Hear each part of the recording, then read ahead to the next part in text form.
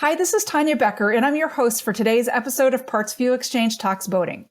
If you haven't already, please subscribe to PartsVu Xchange Talks Boating wherever you get your podcasts. Also, please subscribe to our YouTube channel so that you don't miss out on any content there. Jason Bradstreet is here with me today. Jason grew up fishing tournaments with his dad, who was a well-known Central Florida bass guide and tournament angler. His family loves to fish, and he now serves as a bass fishing coach and captain to his kids, who fish tournaments in the Bass Nation circuit. He's also the publisher of BassFishingInsider.com and is very involved in the bass tournament scene at both the professional and recreational levels. Two of Jason's boys are doing quite well on the youth bass fishing circuit, so I wanted to talk to Jason to gain a bit better understanding of the rise of bass tournament fishing among young people. Thanks so much for joining me, Jason. Yeah, my pleasure. I've been looking forward to it and looking forward to chatting with you and talking about everything related to fishing. Awesome. I suspect it was the same for you when you were young, but when I was a kid, kids played baseball, basketball, soccer, ran track and so forth. But bass tournament fishing and competitive fishing in general seems to have really taken off amongst young people. I mean, are you seeing the same thing? Yeah, absolutely. It's on fire. And I think it's going to continue to stay that way for a long time. I think the genesis of the catalyst for the push in youth bass fishing and tournament fishing came, along with COVID, which was terrible, obviously. But it kind of pushed people to get outside, look for other outlets to be active, especially when a lot of the team sports shut down. Baseball and basketball and football and all that stuff kind of shut down. And people like, what do we do? Especially the kids. So they started getting outside more, and I think that's they saw the value of it. I think it's going to last. I don't think it's going away anytime soon. It's busy and like I said, on fire right now. Yeah, that really seems to be the case. And it seems like some of the tournament organizers like Bassmaster and so forth, really building out these youth tournaments has had to have helped as well. I mean, there's more opportunity than there used to be. For sure. There's a couple of big organizations and lots of smaller organizations within the country and each state that run tournaments for kids. And I've seen, we're in Florida, and I've seen that really, really take off since we started a few years ago. Nationally, Bassmaster and Major League Fishing, they have arms of their organizations that run tournaments for kids. And they're very, and I was recently at ICAST where I talked to some pro anglers and people in the industry, and everybody knows that there's a huge push and focus on building the base, which is youth anglers. They're not dumb, and they know where the growth is going to come from, and that's from the kids that are competing in these tournaments, and the parents that are and advocates and supporters for those kids that are helping them to compete in all the fishing tournaments. Yeah, absolutely. I was kind of amazed. I looked it up recently. There's over 600 college and university level teams out there. Yeah. And obviously, many, many high school teams feeding those 600 teams. It's incredible. And the colleges, there's club teams, there's schools that give scholarships, there's huge schools like Auburn and Clemson, there's small schools like Lander and in other schools. But there's just a wide range of opportunities for kids to get involved and continue to pursue their dreams to, maybe tournament bass fish for a living. So it's pretty neat to see how it's evolved and how it's going to continue to evolve and kind of mirror some of the other sports opportunities at the college level. Yeah. And it really seems, I think you're kind of alluding to this, that it's like youth bass fishing is taking kind of a similar path as more established sports. Like, you play park district soccer, then maybe, you play in high school for a college scholarship. And, obviously in the US, pro soccer isn't as big of a thing, but I guess you could say the same of football or whatever. It seems like, bass, fishing is starting to take that path. Yeah, it really is. You've seen kids. I've seen it within the Florida Bass Nation, which is the one, like I said, that we compete in on the state level. You see kids that come in at as young as 9, 10, 11, and they're really raw and, just giddy and excited to be out there, and they're willing to just be sponges and learn. And then, a couple, 2, 3 years down the road, they're having the opportunity to compete for state championships and maybe even move on to some of the national events. So there's a hierarchy of tournaments out there, whether you're just beginning or you got some serious experience and background to you. There's all kinds of ways for these kids to get involved and pursue bass fishing. Great.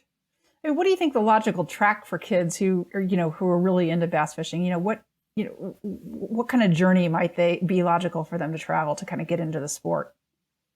I mean, start on local waters. Yeah. Start in your home bodies, your home water, and just make sure you understand the basics of casting and reeling and being on a boat and being safe. And then the next step is just plugging into some of the state trails. Within each state and region in the country, there's state trails that offer opportunities to get involved for kids that do have parents or grandparents or loved ones with a boat. But there's also opportunities for kids to get involved who don't have access to a boat. There's volunteer boat captains that serve in these organizations who do amazing things because it's a lot of time, and they're taking their resources, but they're giving to the kids because they believe in fishing, not just because they're believing in winning a tournament, but they're trying to invest in kids and do something bigger.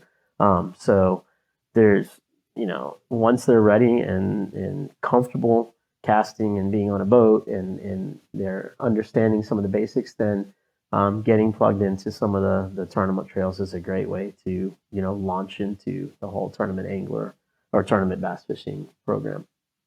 Yeah. And maybe you don't. I don't know whether you. I suspect you know this because your oldest is what, 17 or 18? 18, yes. 18. So he's a senior in high school or going to be starting his senior year. He's going into his senior year. Yes. Yeah. Okay. Yeah. So, I mean, when your experience with your kids, I mean, like especially the older Drew, right? Drew, his name is Drew, right? Yeah. I mean, are they approaching the sport like kind of as a traditional sport, like, where fitness is an important part of the focus and that kind of thing? Or is it really kind of more like skills training on casting and that kind of thing? So I think it's a really good question. It's a different kind of sport, right? Right. I mean, obviously fitness is a part of it. If you go practice for a tournament for a couple of days and then spend two days on the boat, it's absolutely exhausting. So it's just a different kind of fitness. It's almost like, I mean, I'm not going to say you're going to go out running laps to practice for a bass tournament, but you better be taking care of your body and eating the right things. And then it comes down to mental fitness and mental focus. There's a ton of mental in bass fishing. When you first start fishing, you're like, hey, you just cast out and catch a fish. Nope, it's not. It's not that. Not when you're tournament fishing. There's a lot more to it. There's no live bait used, so artificials are mandatory.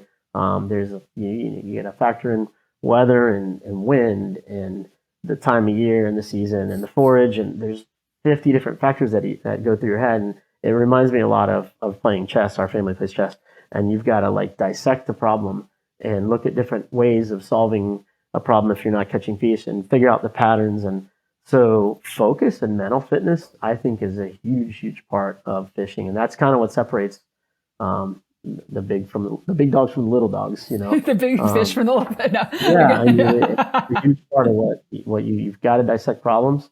You got to problem solve, and you got to look for patterns within your day to figure out how to catch fish. It's the chess analogy is interesting, and I also think is fishing, following kind of a sort of a similar path to auto racing.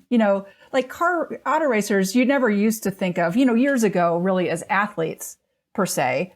I mean, you're driving a car, but today's racers are, auto racers are incredibly fit for endurance reasons, right? And that mental acuity and so forth, but also just to be able to, physically and mentally stay in the game as long as you need to.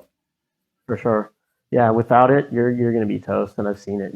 You see kids or teams go out there and push, and they're maybe not as, and we've done it too, not as aware as we should be about our sleep, our rest, and our diets. And then you see it in the last day of a tournament. You just break down and you're done, and you can't think through problems. And I keep going to problem solving, but that's really what it is. and figuring out patterns, and you can't use your brain like you need to when you're tired and you're not feeling like you should. So yeah, I think it is a big part of it. Absolutely. Yeah, maybe the fishing teams will because there are like a number of schools, high schools now that have varsity fishing teams. I mean, some of them are clubs, to your point, but Oh yeah, some of them are varsity teams. So will they be out running laps with the with the soccer team? Working out the casting arm. Yeah. I mean, it's a fact. It's a fact. You get tired. It sounds silly, but you get tired from fishing. You're using repetitive motion all day long. I mean, it gets tiring. So, yeah. I mean, electronics. The other interesting thing to me is, electronics has obviously become such a huge part of bass fishing, and these kids are digital natives now. I mean, do you think that gives them an advantage at all, or maybe there's even a disadvantage that they're not learning how to fish without those tools? I mean, what are your any thoughts on that? I think it's a fine line to walk between using your intuition and observation skills, and then relying on electronics. But I think if you're not using electronics, you are missing the boat. Where's the pun? And you're in trouble. I'm old school. I didn't grow up fishing with those kind of electronics, and I like to fish shallow water. And we have a bunch of kids. We have 7 kids, and they all like to do different things differently. But Camden and Drew fish in these tournaments together, and I won't say they're polar opposites, but Camden loves to fish with his eyes, and that's how I like to fish. Shallow water fishing. That's John Cox is a big bass pro, and that's how he fishes. We like to do that.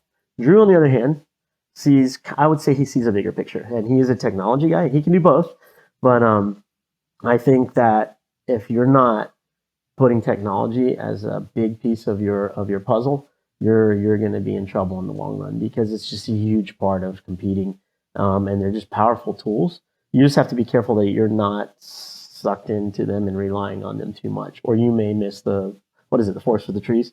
So whatever that thing is. So you just have to catch yourself sometimes, because I don't get on the graph much because Drew's up there doing all that, and he's really, I mean, I have to be in the boat because the boat captain, but Drew's really running the show for the most part. But when I get up there on the graph, sometimes I can get caught staring at it just like a video game. I mean, it's silly. So you just have to balance it out. Yeah. And I think these kids they've grown up with electronics. I mean, I can see them having an easier time than maybe older people, like being able to balance that, I mean, just, I don't know. I mean, it'll be interesting to follow these young kids that are growing up with all this stuff. If Drew's not with me, I'm out on the boat. I have to call him sometimes and go, I don't know what to do with the graph. Like, what do I push again now? Yeah, it's like I'm 90 years old figuring out how to use a cell phone, but it's okay.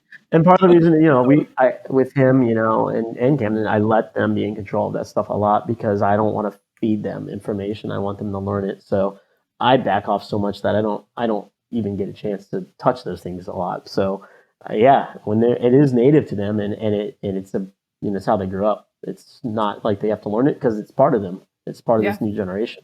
Yeah, that's right. And it's good. Like, sometimes I feel like, not so much necessarily in fishing, but sometimes kids have to be reminded to put down the electronics and like interact with life. Mm-hmm. So it sounds like your kids are successfully walking that balance, at least as it pertains to fishing. Maybe I float. I don't know. The whole thing, we'll talk about that another day. Well, So, I like to, so your kids, your whole family fishes, and your 2 boys are active on the youth fishing tournament scene. So, I really wanted to pick your brain about, just share some information for people who have kids who might like to follow a similar path. What are some of the tournament series that people should be aware of if their kids might be interested in bass tournament fishing? I mean, start locally. There's all kinds of ways to get plugged in locally within probably your county or your city. You might be surprised to find that there are clubs. We're in Tampa, for example. There's Tampa Bay bass fishing clubs here, and you could start just there. That would be my recommendation, because they'll run tournaments that are close to home, right? Not a lot of traveling, maybe not hotels, just local lakes and whatnot. And once you've had some success there, and you're ready to move on, Then you've got the state trails. Like I said, we're in Florida, so there's Florida Bass Nation here, and they do an unbelievable job running events for kids. So those are those Florida Bass Nation events that we're involved in are linked to Bassmaster, but there's also tournaments that are linked to Major League Fishing, and those are more on the national scale that we've participated in. And then there's international events too, but they're all kind of interrelated, and you see the same people for the most part, especially when you start to get to the national level, traveling around and being involved in these things. But it's like I said, there's a hierarchy, and you start in your region, your county, and then work to the state trails, and then work to the national levels. And those two big bodies are Bassmaster and Major League Fishing. Gotcha. There was a huge tournament I live in Chicago. There was a huge tournament in Illinois, I believe downstate somewhere. It was a high school tournament. Like I believe it was new, 400 boats or so. It was quite successful. I believe it was a national tournament that was part of the. If I remember what I read correctly. Yeah, and I plead a little ignorance. I hope I'm not stepping on anyone's toes. It's somewhat regional, so the ones that we've been involved in are those two big. But there's so many tournament trails out there across the country that if you start digging, you'll come up with some really good opportunities out there. And it might not. It's not limited to those two organizations. They're just the ones that we've been more involved with. Sure. No, absolutely. And you mentioned, for bass fishing is not cheap if the boat and all that business. And you mentioned, opportunities for kids who want to fish and they don't have access to a boat necessarily. Right. There's boat captains that volunteer their time. Right. Is that correct? They do. Yeah. Yeah, they do. Yeah. And a lot of times we'll talk to people that are interested in bass fishing. I don't have a boat, and you have to explain to them, look, that's okay. You should still get in touch with people because people are very willing to help. We've been in situations in the past more than I care to remember where we were in trouble and we didn't have a boat because of mechanical issues or whatnot. And going back a few years, we started with a starter boat, and we had issues, and we had to get help a lot of times. And people are extremely willing to help in this industry. They're giving.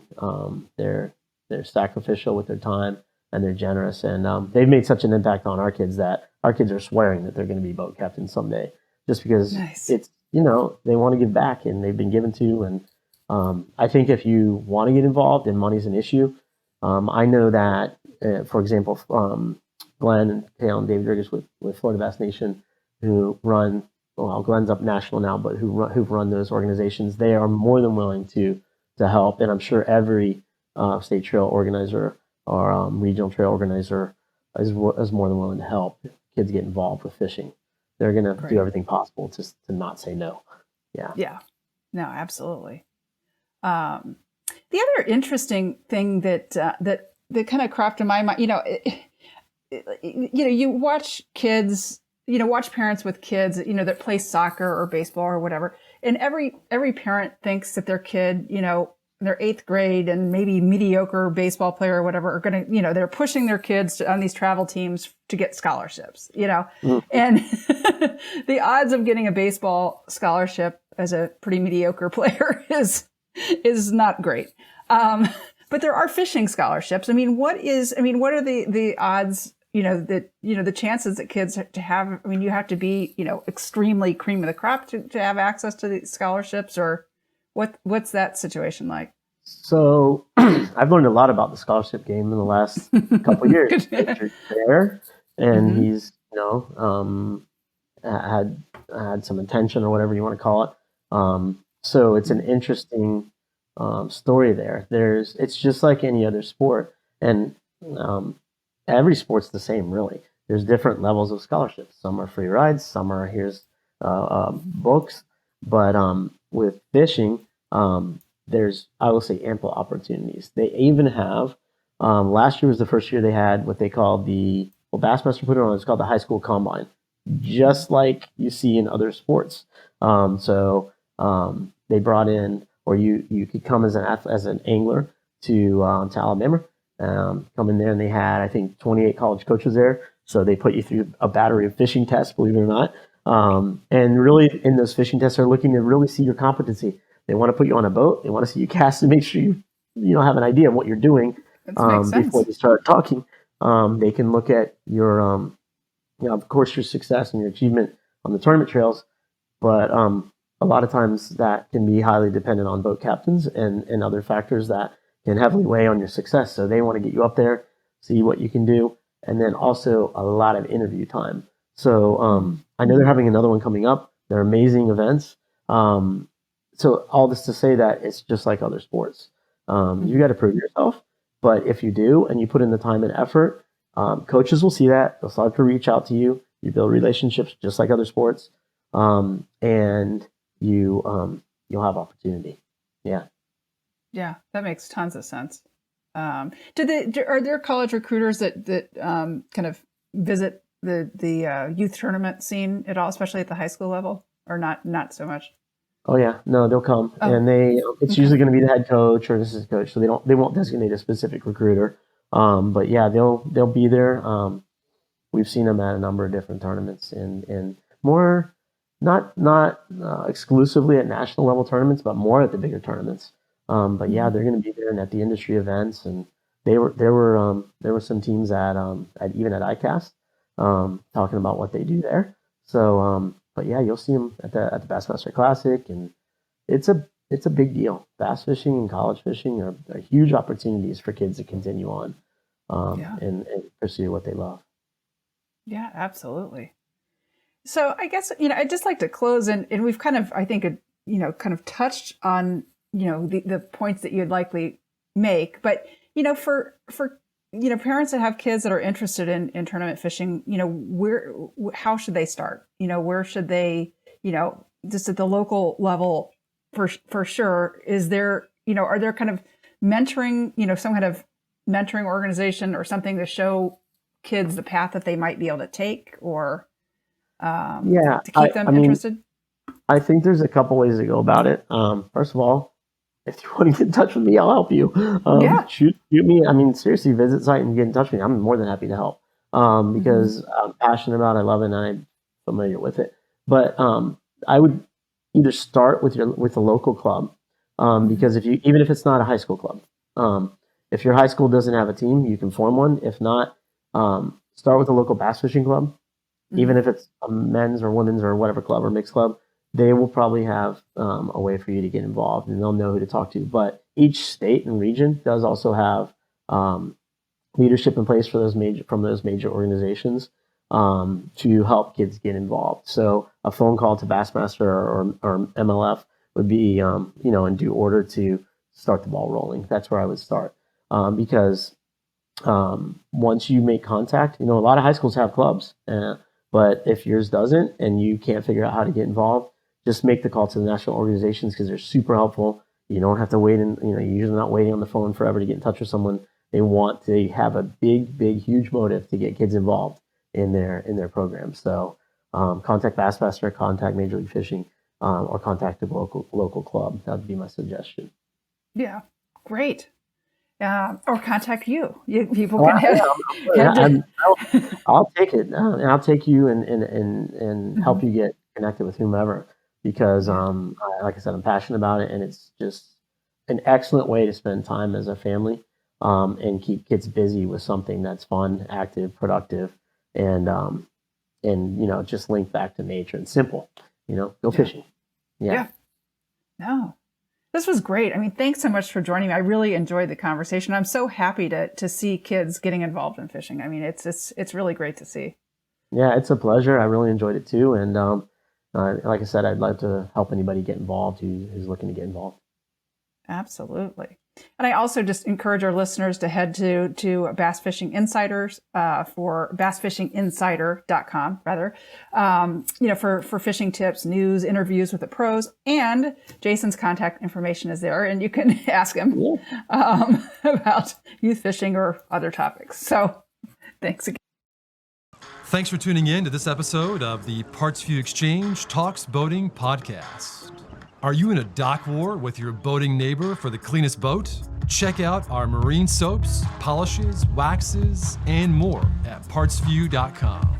And for free shipping, use the coupon code PVTalksShine, a special perk for our podcast listeners. Follow us on Facebook and Instagram for boating knowledge, to keep in touch with the PartsVu community, and for special sales and promotions.